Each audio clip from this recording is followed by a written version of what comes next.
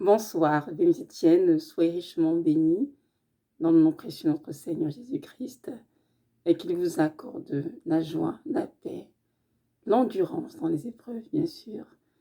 Nous sommes dans le temps de la fin et nous voyons de plus en plus beaucoup de chrétiens qui souffrent beaucoup et qui ont besoin de force, de courage, d'endurance. Il faut persévérer en fait et ce n'est pas toujours facile. Alors que notre Seigneur Jésus-Christ, dans sa grâce, nous accorde vraiment cette force, ce courage et l'endurance nécessaire pour ne faire que sa volonté jusqu'à ce qu'il vienne nous chercher dans sa gloire. Aujourd'hui, nous sommes le 8 mai 2021 et avec beaucoup d'enthousiasme, c'est vrai, mais aussi de tristesse que je vais partager sur ce sujet concernant la sorcellerie inconsciente. Il y a beaucoup d'enfants de Dieu qui sont touchés par la sorcellerie inconsciente. Ils sont dans l'église, ils aiment le Seigneur, ils lisent la Bible, ils font les efforts pour s'accrocher à Dieu, mais malheureusement, ils sont quand même pris dans la sorcellerie familiale, inconsciente, pardon, et ont de la difficulté à faire ce que Dieu attend d'eux, et d'autres même peuvent même rater leur destinée en Christ, et c'est vraiment une chose terrible. Il est clair que notre Seigneur Jésus-Christ nous a bien avisé de ne point pratiquer de sorcellerie d'aucune manière que ce soit. Et il y a beaucoup d'enfants de Dieu qui ignorent que Satan est rusé. Et ils ne savent pas s'ils ne sont pas assez vigilants, ils peuvent être piégés par l'ennemi et être utilisés même à leur insu. D'abord, c'est quoi la différence entre la sorcellerie inconsciente et la sorcellerie consciente? Dans la sorcellerie consciente, les personnes qui pratiquent la sorcellerie invoquent Satan, elles font des incantations, ils sont conscients de ce qu'ils font dans le monde des ténèbres. Ils savent très bien qu'ils pratiquent les ténèbres et qu'ils servent Satan. Mais la sorcellerie inconsciente, c'est que l'esprit de la personne qui est inconsciente est utilisé à son insu pour pratiquer la sorcellerie. Et je peux vous dire que c'est un état très très dangereux parce que le fait que cette personne soit inconsciente ne veut pas dire que le monde des ténèbres, rien ne se passe autour d'elle ou bien qu'elle est dans son accord pour des choses. Oh, que si. Dans la vie réelle, cette personne se dit je suis clean, j'ai mon Dieu, je suis mon Dieu. Mais dans le monde spirituel, son esprit est utilisé à son insu et cette personne donne son consentement pour toutes les choses qu'on veut faire, qu'on veut voir arriver dans la vie personnelle, plus seulement justement des choses désastreuses, des mauvaises choses. Et c'est ça qui est extrêmement dangereux parce que la personne qui est inconsciente se dit non, j'aime le Seigneur, ma vie est correcte et je lis ma Bible, je prie, j'ai ma vie et puis c'est correct, alors que ce n'est pas assez. Notre Seigneur nous a enseigné dans la parole de ne pas marcher des infidèles. De ne pas nous mettre comme les infidèles. Parce qu'il n'y a aucun rapport entre la lumière et les ténèbres. Il n'y a aucun rapport entre Christ et Bélial. Il n'y a aucun rapport entre le fidèle et l'infidèle. Et il n'y a aucun rapport entre le temple de Dieu et des idoles. Ceci voudrait nous dire qu'un véritable chrétien qui aime le Seigneur et qui a accompli la croix ne peut pas marcher avec des personnes qui ont des vies douteuses, ou qui pratiquent les ténèbres, ou qui n'ont pas des vies soumises à la parole de Dieu. Pourquoi? Parce que ces chrétiens qui s'amusent à marcher avec des sorciers, des gens qui pratiquent des ténèbres, ou des personnes qui sont dans l'idolâtrie, ne sont pas forcément assez ointes. En fait, ces chrétiens sont assez forts pour, comment dirais-je, pour ne pas se faire contaminer, en fait. Et ce sont ces chrétiens que très souvent, l'ennemi les utilise inconsciemment dans le monde de la sorcellerie. Et c'est parce que ces chrétiens ont ouvert une porte, en fait, à cela, en faisant des choses que Dieu ne voulait pas. Moi, je connais l'histoire d'un frère, personnellement, qui m'a vraiment attristé, un frère qui était vraiment dans le Seigneur, sur le bon chemin. Un frère qui aimait le Seigneur et qui servait, du coup, d'utiliser vraiment pour donner des messages vraiment constructifs aux gens, qui aidaient les personnes à vivre sur le bon chemin, à prendre la bonne direction, etc., etc. Et ce frère s'est vu du jour au lendemain changer. Je vous ai dit changer. Et ce frère a été rendu, comment dirais-je, très colérique. Et tout ce qu'il enseignait auparavant, il a commencé à pratiquer la négation par rapport à ces choses. Il commence à aller aux infirmiers, tout ce qu'il a affirmé avant.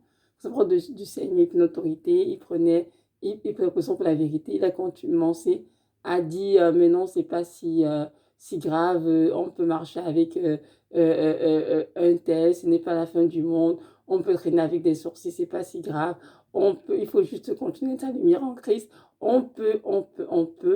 En fait, je l'ai vu tout transformer petit à petit. Je me demandais, mais Seigneur, qu'est-ce qui se passe avec lui? Comment il y a de cela, il y a quelques mois, il a enseigné sur telle chose, il était vraiment pour la vérité, dans la vérité. Et aujourd'hui, et c'est comme non, non, en fait, c'est lui qui a enseigné, c'est un non, non, en fait, il ne faut pas forcément, chacun fait de sa vie ce qu'il veut et tout. Et je l'ai vu arrêter de lire sa Bible, je l'ai vu arrêter de prier comme il devrait tout le temps comme il le faisait à l'époque, je l'ai vu vraiment, comment vous dirais-je, changer totalement et je ne comprenais pas. Comment est-ce possible, Seigneur, qu'il ait un tel état? Et j'ai continué de prier pour ce frère que je côtoie. J'ai prié pour lui, dire Seigneur, je ne comprends pas ce qui passait dans sa tête. C'est comme s'il a eu un lavage de cerveau. C'est comme si on lui a retiré quelque chose qu'il avait. Et je ne comprenais pas ce qui se passait avec ce frère qui était en feu pour le Seigneur, mais qui s'était refroidi complètement. Et là, dans des prières, justement, le Seigneur m'a révélé, juste à moi, à d'autres sœurs en Christ, hein, que ce frère que vous voyez a été piégé. Je dis, comment ça s'est piégé? Il dit, oui. Ce frère a désobéi à un commandement que je lui avais donné et il a été pris en piège par des gens avec lesquels il traînait. Et ces personnes étaient des sorciers, mais ils ne savaient pas. Alors, ce qu'ils ont fait, ils l'ont donc initié à son insu, à la sorcellerie. Et dans le monde spirituel, c'est utilisé pour consentir tout ce qui est ténébreux, même si le monde réel n'est pas conscient. C'est pour ça qu'il est dans cet état. En fait, il était assombri par les ténèbres. Il l'a mis comme un voile, voyez-vous, un voile sombre. Donc ce frère ne peut plus discerner les choses de Dieu. Ce frère ne peut plus entendre la voix du Seigneur. Le langage spirituel avec lequel je lui parlais, il ne comprend plus. Il n'arrive plus à percevoir les choses de la perspective divine. Il n'arrive plus à comprendre les choses de Dieu dans le sens correct. Il a toute tendance à défendre ce que Dieu a dit pour que cela puisse, comment dirais-je, comme pour se conformer en fait à ses vérités à lui, à ses positions à lui. C'est comme il essaie de tordre la parole de Dieu pour que cela puisse aider à justifier son comportement, son attitude, ses actes, etc., etc. Et fait vraiment, mes frères et sœurs, j'étais sous le choc de voir comment on peut dans la lumière de Christ et à cause d'une erreur tomber dans les ténèbres comme un jeu. Donc, je viens à l'histoire de ce frère. Donc, ce frère est utilisé vraiment à son insu. Et c'est triste de voir ce qu'il est devenu. Il a appelé sur le Seigneur. Il n'enseigne plus. Il ne médite même plus la parole de temps en temps.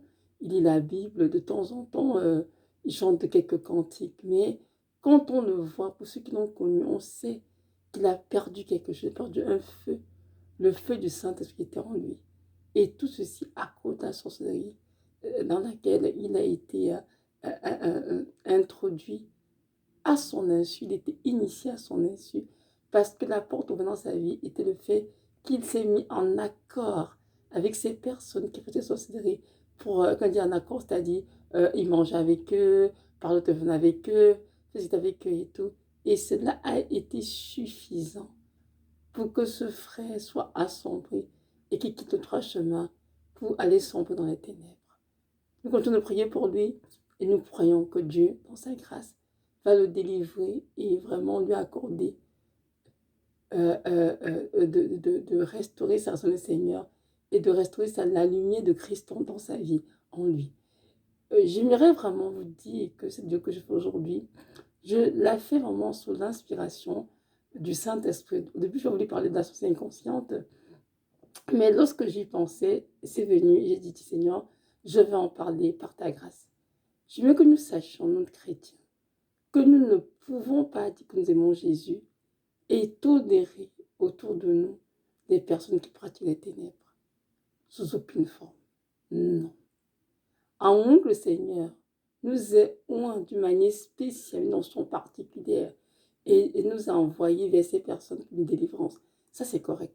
Mais dit qu'un chrétien qui aime Jésus peut marcher avec un sorcier, une personne idolâtre, une personne qui pratique la magie, ou peu importe ce que c'est, et manger avec, faire des activités avec, causer avec au téléphone, ou bien envoyer des messages, des textos, etc., sans être contaminé, ça c'est un leurre. C'est impossible. Parce que le chrétien finira par être contaminé, parce que notre Dieu nous a dit clairement de ne pas se mettre sur un même joug avec les infidèles, c'est-à-dire de ne pas marcher avec ceux qui sont plongés dans les ténèbres. C'est très important de réaliser cela. Il y a beaucoup de chrétiens qui, par excès de zèle, vont se dire, mais celui qui est en moi est plus fort que celui qui est hors de moi. Que peut me faire un sorcier? Manger un sorcier, manger avec lui ne me fera rien. Je vais vous dire que parler ainsi, ça c'est insensé. Pourquoi? Parce que notre Seigneur, c'est celui qui nous revêt de son autorité, qu'une autorité, il sait exactement où chacun de nous est rendu dans sa vie. Il sait exactement qu'à tel niveau de, de, de, de la vie de chaque personne, voilà l'onction que je lui ai donnée. Et voilà les tentations auxquelles il peut faire face sans forcément être contaminé. Mais très souvent, nous sommes encore en formation à le Seigneur. Nous avons besoin d'être revêtus par lui. Nous avons besoin d'être revêtus par lui. Et il y a des terrains sur lesquels nous ne devons pas nous amuser à y aller sans son approbation, sans son aval. Et lorsqu'on s'amuse à aller jouer loin de la bergerie du Seigneur, dans des terrains aussi ténébreux, là, on se fera piéger par l'ennemi à cœur joie et ça sera à nos risques et périls. Nous devons demeurer dans la lumière de Christ et qui en donne la parole qu'en Jésus-Christ, il n'y a point de ténèbres. Et nous devons comprendre vraiment, donc la profondeur, qu'en Christ, il n'y a point de ténèbres. On ne peut pas aimer le Seigneur et être en communion avec les gens qui sont dans les ténèbres, même si ces personnes sont les membres de nos familles. C'est impossible. Parce qu'en faisant cela, on va finir par sombrer avec eux. Nous devons les aimer, c'est sûr, de nos familles. Nous devons prier pour de nos familles afin que la lumière de Christ les visite. Nous devons être extrêmement vigilants et faire attention afin de ne pas être en accord avec eux, de quelque manière que ce soit, pour nous souiller. Beaucoup de chrétiens s'amusent encore à marcher avec n'importe qui sur cette terre, à faire n'importe quoi en disant que non, Jésus les protège. Oh, ça c'est être insensé. Parce que notre Seigneur Jésus protège ceux qui le craignent. Ce qui est dans la parole de 63 ans. L'Éternel a compassion de ceux qui le craignent et qui se souviennent de ses commandements pour les accomplir. Donc l'Éternel, nous amis, protège ceux qui craignent l'Éternel. Dans les armées, à 1991, hein, ce sont de protection pour ceux qui craignent l'Éternel, pas pour ceux qui désobéissent sciemment, pour faire ce qu'ils veulent et espèrent qu'ils seront protégés par le Seigneur. Non, mes frères et sœurs en Christ. Donc, si tu m'écoutes aujourd'hui et que tu marches avec des sorciers ou des sorcières, ou avec des personnes idolâtres, ou avec des personnes qui pratiquent de la magie, ou toutes sortes de choses ténébreuses, et tu te dis que Dieu va te protéger, que tu sois infecté par la sorcellerie, je veux te dire que tu te trompes. Au contraire, ils vont bien t'initier à ce qu'ils font, à ton insu, tu ne sauras pas. Dans le monde réel, tu dois toi de façon que tout va bien dans ta vie. Dans le monde spirituel, tu es bien utilisé. Ils ont ton accord pour tout ce qu'ils font comme transaction non spirituelle pour détruire la vie des autres. Et pour ça, sache que le Seigneur te redemandera. Donc, je t'encourage aujourd'hui à d'abord veiller sur ton entourage. Des gens avec qui tu marches, des gens avec qui tu tu traînes, tu communiques, que ce soit par téléphone, que ce soit par courriel, que ce soit les gens avec qui tu marches tout le temps, tu manges avec, tu fais ça, tu t'es avec, de voir vraiment, que demande si de te révéler l'état d'esprit afin que tu assures que tu ne traînes pas avec des personnes douteuses, des personnes qui sont trempées dans les ténèbres. Jésus-Christ est notre Dieu, le Seigneur de la lumière, alors que Satan est le prince de ce monde, mon Dieu, le prince de l'air, hein, du monde ténébreux. Et il n'y aura jamais accord entre les deux, au grand jamais. Donc, détrompe-toi, donc en marchant des sorcières, tu es dans la volonté du Seigneur. Ce n'est pas vrai, c'est absolument faux. C'est absolument faux. Et moi qui vous parle, c'est d'une quoi je parle. Parce qu'il y a de cela quelques années, le Seigneur m'a demandé, Evelyne, je veux que tu coupes les ponts avec les membres de ta famille. Moi, je suis à l'étranger, bien sûr, j'étais en Afrique. Et c'était difficile pour moi. J'ai dit, Seigneur, je ne crois pas. Qu'est-ce qu'ils ont fait pour que tu ne coupes pas avec ma famille? Moi, j'aime ma mère, j'aime mes frères, j'aime mes parents. Qu'est-ce qui se passe, Seigneur? Et je ne comprenais pas, mais parce que j'étais avec un peu spirituel, il y a de cela exactement, on m'a dit 13 ans, je ne me trompe pas. Et le Seigneur a utilisé une femme de Dieu pour m'expliquer ce qui se passait. Il disait, Evelyne est entourée simplement de personnes qui pratiquent la sorcellerie. Et si Evelyne continue de les appeler pour être en contact avec ces personnes, Evelyne sera initiée à la sorcellerie à son insu. Et alors, ils vont utiliser sa lumière dans le monde des ténèbres pour l'assombrir bien et travailler dans son dos pour avoir le bien de ce monde. Je vous assure, mes frères et sœurs en Christ, j'étais une enfant vraiment qui était dans un cadre familial assez tranquille, sans problème, à l'école très brillante et tout, aucun problème. Et je n'avais même su qu'il y avait des gens qui étaient proches de moi, qui pratiquaient activement la sorcellerie. Et quand Dieu donne la parole, au début je ne comprenais pas, donc je traînais à obéir. Et alors, croyez-moi, j'ai eu des coups terribles dans ma vie, donc je vais franchement raconter cette vidéo, mais des coups vraiment effroyables. Et c'est après tout cela que j'ai décidé, moi, Evelyne, d'obéir au Seigneur et de faire ce qu'il me demandait. Et évidemment, j'ai coupé les ponts avec ces personnes-là. C'était pas évident, mais j'ai obéi parce que j'ai mon Seigneur. Et pour mon propre bien d'ailleurs. J'ai obéi sans vraiment saisir tout ce qui se passait pleinement. C'est vraiment des années plus tard, vraiment, je pense au moins 8 ans par là plus tard, que j'ai compris, en fait, que le Seigneur voyait que je n'étais pas euh, euh, euh, assez mature spirituellement, que je n'avais pas l'onction qu'il fallait pour aller au de ma famille et rester intact dans la pureté sans être infecté par la sorcellerie. Par la sorcellerie. Et il m'a donc préservé en me coupant de point temps, le temps de m'affermir en lui, le temps de me rendre mature en lui et de me demander ce dont j'ai besoin, justement le discerner sur toi, pour dire non aux choses qui ne sont pas saintes, aux choses souillées, et d'aimer la lumière de Christ, même si je l'ai côtoyé.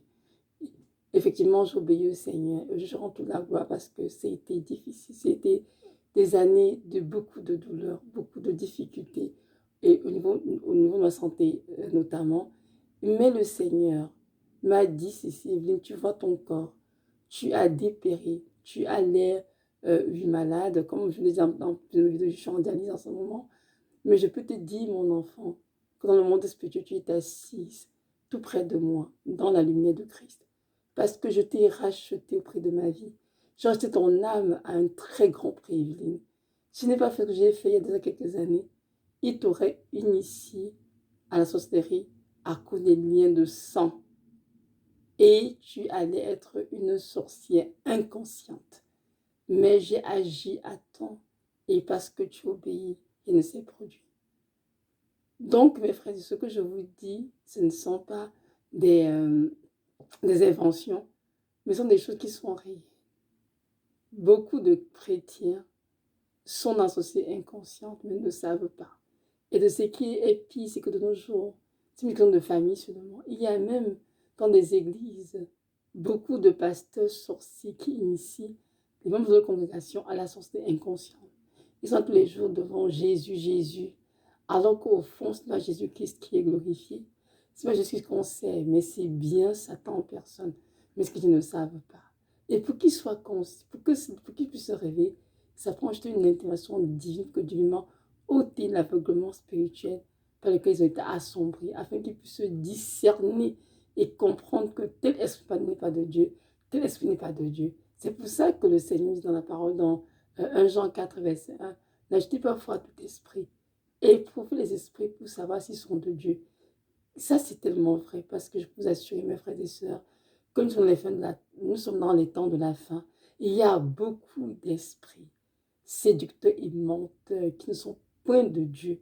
Et si on a le discernement de Dieu, comment dire, la lumière de Christ vraiment en nous qui brille, pour discerner que ces esprits sont de Dieu, on peut se séduire par ces esprits facilement et les surprendre que c'est Christ, alors que ce n'est pas Christ. Beaucoup de gens du nom de Jésus de Nazareth, comme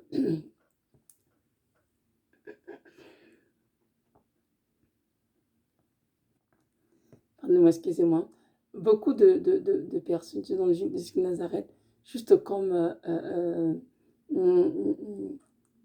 quelque chose pour attirer le monde. Mais au fond, ce n'est pas Jésus qui est élevé ou glorifié. Ils attirent les personnes vers des personnes qui sont évidemment ignorantes, mais qui sont vulnérables, pour les lier au monde des ténèbres.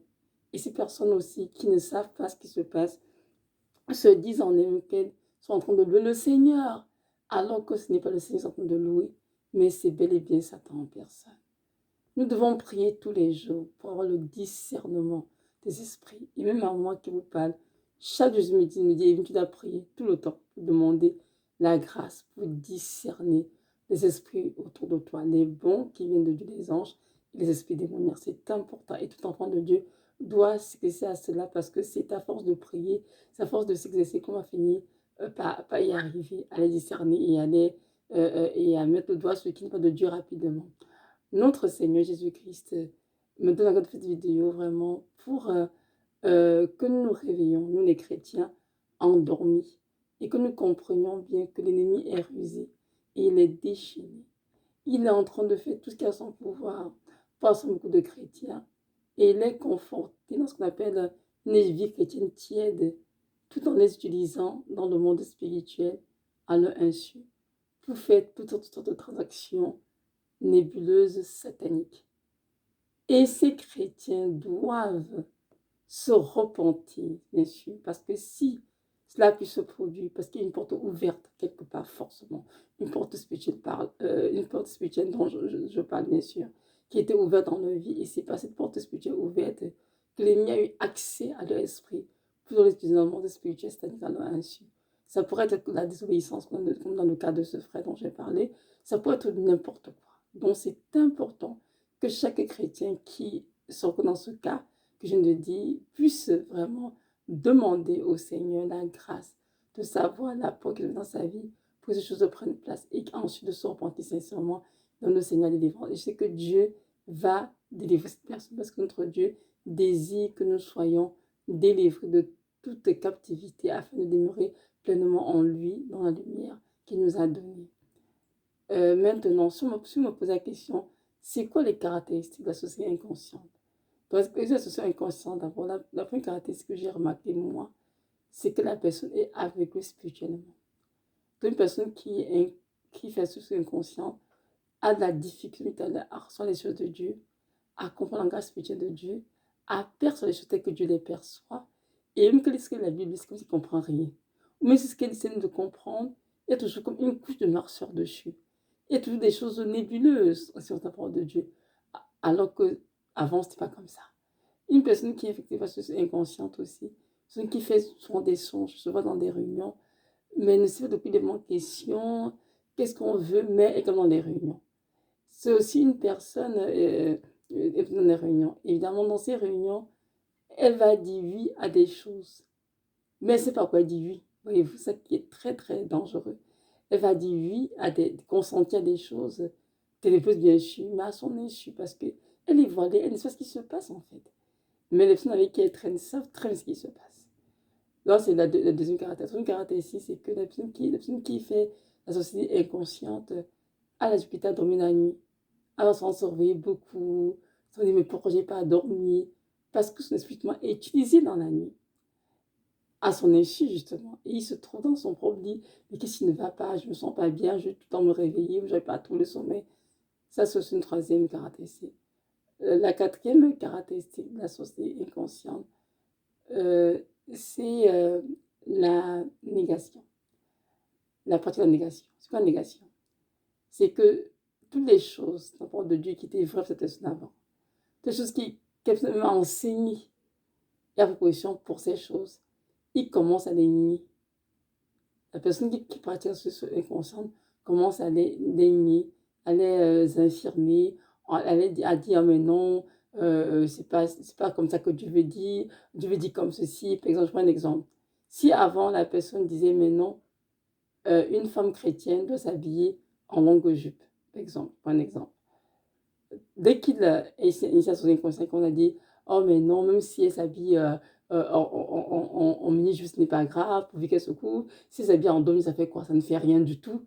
Voyez-vous? Donc, du coup, ouf, ok, il y a des gens qui t'enseignaient que dans ce couvre maintenant, il va plus se mettre en dos nu, c'est pas grave, ils vont quelque part. Un autre exemple aussi, c'est une personne qui auparavant disait mais non, tu ne peux pas marcher avec des personnes qui pratiquent la sorcellerie, mais non, tu ne peux pas être un enfant de Dieu et traîner les gens qui pratiquent les ténèbres.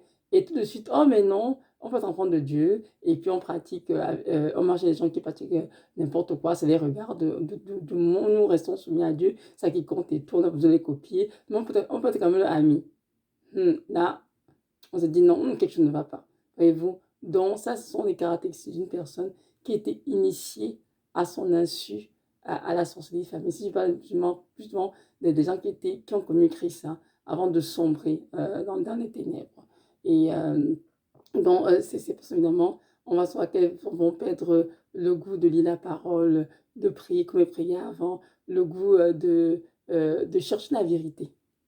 Je veux que ce sont des personnes qui sont très, très ancrées dans le mensonge et ont du mal à même accepter la vérité, même si c'est noir et blanc, elles vont dire que non, c'est gris, alors que c'est tout à fait clair que c'est noir et blanc. Mais ce ne sont pas ces personnes qui font, ce ne sont pas telles, hein. C'est à cause de cette couche de noir, cet aveuglement spirituel qui rend tout dans les yeux nébuleux, on n'est plus à discerner les choses spirituellement comme ça se doit. Ça veut dire dans la parole, je crois, dans Corinthiens, justement, que le Seigneur utilise un langage spirituel pour aller à des hommes spirituels. Amen. Donc, c'est un esprit conscient de toutes choses. Hein. Et vous allez voir qu'un chrétien qui est initié à la sorcellerie inconsciente n'aura plus ce discernement-là, en fait. Et il aura dû agir des choses spirituelles.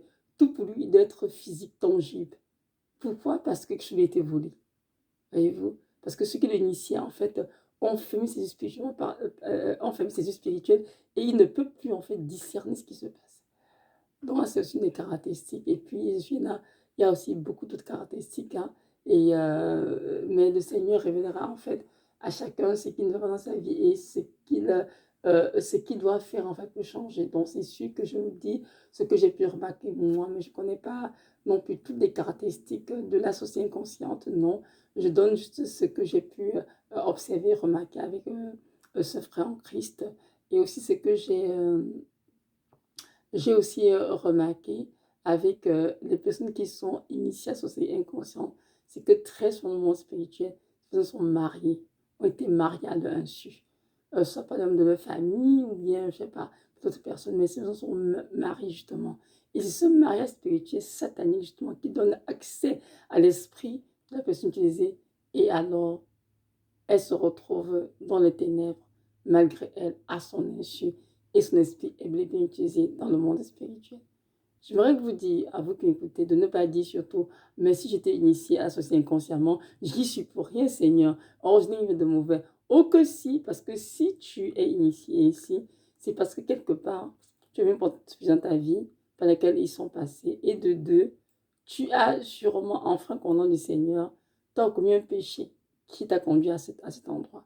Parce que tu es spécialement en Christ et à la lumière de Christ pleinement. Alors, qu'est-ce qui se passe que dans la vie, tu te trouves toi-même en train comment dire, d'infirmer ce que tu as fait auparavant. Tu trouves que tu as l'amour pour le mensonge, tu es hypocrite, tu fais des choses qui n'ont pas de sens. On te voit comme ça, donc tu te poses la question, mais qu'est-ce qui ne va pas dans ma vie? Qu'est-ce qui ne va pas dans ma vie? Il m'a été dit qu'avec un état pareil, tu as besoin de te repentir, d'un dossier de délivrance par rapport à cette pratique, même si c'était fait à ton insu, et de savoir qu'étant un sorcier inconscient, tu ne pourras jamais entrer au ciel. Oh oui, c'est important de le dire parce que le Seigneur dit dans la parole, soyez saints car je suis saint. Et que dans la Jérusalem céleste, rien de souillé n'y entrera. Donc ceux qui sont euh, des sorciers inconscients sont souillés par des ténèbres. Et en plus, ils donnent le consentement à l'insu du monde spirituel pour toute tentation satanique terrible. Donc ces personnes participent, malgré elles, aux œuvres infructueuses des ténèbres. Ils ne pourront jamais voir la face du Seigneur sans repentance. Donc c'est important que chacun discerne où il est rendu, essaie de reprendre, demander pardon au Seigneur et de mettre sa maison spirituelle en règle. C'est très très important. Ne vous leurrez pas en disant non, je n'y suis pour rien, ce n'est pas de ma faute. Ou que si une porte ouverte quelque part. Parce que ceux qui ont été la sorcellerie, à leur insu vraiment, et qui ont des chrétiens auparavant, ça dit des gens, des personnes païennes, lorsque Dieu vient vers ces personnes, il accorde la délivrance, mais c'est en même temps, très souvent. Parce qu'ils ne sont pour rien pour de vrai. Ils n'ont pas connu Christ avant, ils ne connaissent pas l'avant, mais ils ont été vraiment initiés à leur insu. Et Dieu leur donne vraiment cette délivrance totale, avec le salut en même temps. Notre Seigneur est toujours là pour nous aider. Et tous ceux qui l'invoquent avec sincérité de sa montagne sainte, il leur répond et il vient leur secours. Alors je t'invite, mon frère, ma soeur, de t'assurer que tu n'es pas une sorcière inconsciente ou un sorcier inconscient. De t'assurer que ton esprit peut utiliser à ton insu. Pas des gens de ta famille, ou pas des frères ou pas des pasteurs, comme nous avons aujourd'hui remplis de ténèbres. Assure-toi de tout cela. Et si jamais tu te rends compte que tu fais des rêves dans la nuit, tu fais des gens, parce qu'on fait dans ces rêves. Tu refais des rêves, tu oublies une autre chose. Tu es en train de manger dans les rêves la nuit. Tu fais des rêves où tu es constamment en train d'être des personnes, de beaucoup de choses, tu vas t'occuper des questions, tu te réveilles, tout est effacé de ta mémoire. Tu as tendance la vie réelle à fuir la vérité, mais le mensonge, l'hypocrisie, tu n'es pas le les portes du Seigneur, tu es constamment en train de fuir. Alors je veux que tu saches que probablement, la seule consentante va t'infiltrer. Mais dans tous les cas, l'unique personne qui peut nous dire clairement ce qui se passe, c'est le Saint-Esprit. Alors je t'encourage vraiment à prier. Et le Saint-Esprit soigne ton cœur, ta vie, de te donner la grâce de discerner ce qui se passe autour de toi dans ta vie, dans le monde spirituel, dans le monde réel. Et le Saint-Esprit, nous pouvons être sûrs, qui te dira la vérité. Il n'y a rien que la vérité. Le Seigneur Jésus-Christ revient bientôt. C'est temps pour nous de nous préparer, nous tous qui sommes enfants de Dieu, pour être prêts pour son retour. Rien de souillé nous entraîne dans la Jérusalem céleste. Et le Seigneur veut chez une église glorieuse, sans tache ni ride. Donc, mes frères et sœurs, efforçons-nous de garder nos robes dans un blanc éclatant. Renonçons aux ténèbres sous toutes ses formes. Il y a la parole dans Éphésiens 5, verset 11. Ne prenez point part aux œuvres infructueuses des ténèbres, plutôt condamnez-les. Donc, un chrétien ne doit pas prendre part aux œuvres infructueuses des ténèbres, de les condamner. Un chrétien doit absolument s'abstenir de toutes les convoitises mondaines, de toutes les œuvres de la chair, y compris de la sorcellerie. Notre Seigneur Jésus-Christ est là pour nous aider. Alors, courons dans ses bras d'amour pour obtenir pardon de nos péchés, pour obtenir la guérison divine, la guérison, la restauration, afin d'être prêt pour ce grand jour, parce qu'il viendra chercher son Église. Donc voilà, c'était juste un petit témoignage pour vous dire que la source inconsciente existe bel et bien et que cela affecte beaucoup de chrétiens. Alors ainsi, mais notre Dieu veut les guérir parce qu'il est le médecin qui guérit tous les malades.